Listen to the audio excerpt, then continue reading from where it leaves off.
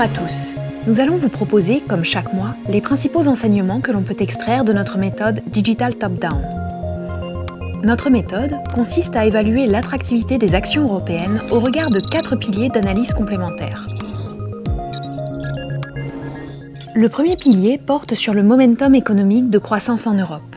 Ce dernier, après avoir atteint un record historique fin juin, décélère tout en restant à un niveau élevé. Les effets de base favorables liés au creux d'activité de l'été 2020 sont en train de se dissiper. La reprise économique sera toutefois puissante. Le consensus des économistes table sur 5% de croissance du PIB en 2021 et 4,3% en 2022 en zone euro, même si l'arrivée du variant Omicron pourrait provoquer des révisions à la baisse. Notons que le marché action a logiquement évolué de concert avec le momentum économique en baissant en novembre. Le deuxième pilier porte sur la politique monétaire mise en œuvre par la BCE.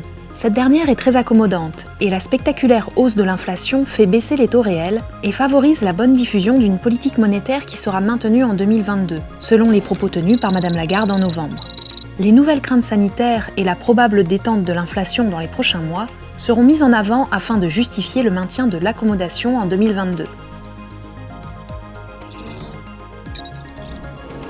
Les conditions monétaires ne sont pas sans conséquences sur le troisième pilier de notre analyse qui porte sur les valorisations du marché européen. Dans un contexte où les taux sont très bas, voire négatifs, la notion de valorisation devient clé. La prime de risque du marché action européen s'établit à 6,8%, un niveau généreux comparé à la moyenne historique de 5%, et un plus haut de l'année malgré la forte appréciation des bourses. Un retour vers cette moyenne historique pourrait provoquer une revalorisation du marché action Europe de l'ordre de 20%.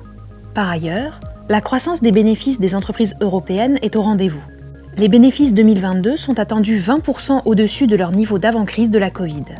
Par ailleurs, le momentum de révision du consensus reste bien orienté après les publications trimestrielles du troisième trimestre.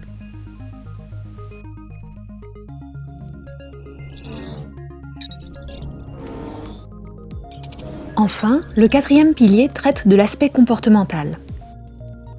La dynamique long terme est haussière dans la mesure où tous les indices internationaux actions, à l'exception des marchés asiatiques, sont au-dessus de leur moyenne mobile de 100 jours.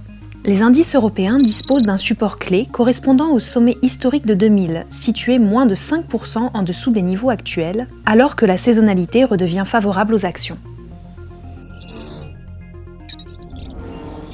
En conclusion, l'environnement est globalement porteur pour les actions européennes. Elle reste stratégiquement incontournable dans une allocation d'actifs. Le momentum économique reste à un bon niveau malgré son ralentissement récent. La Banque centrale inonde le système financier de liquidités. La faiblesse des taux justifie une revalorisation profonde. Enfin, la dynamique de marché reste haussière, même si la dimension court terme est plus neutre. Dans une optique de long terme, la correction actuelle, même si elle n'est pas achevée, apparaît comme une opportunité pour renforcer son exposition aux actions européennes. Voilà, c'est tout pour aujourd'hui. On se retrouve le mois prochain pour un nouveau point macroéconomique avec Shaheen Capital.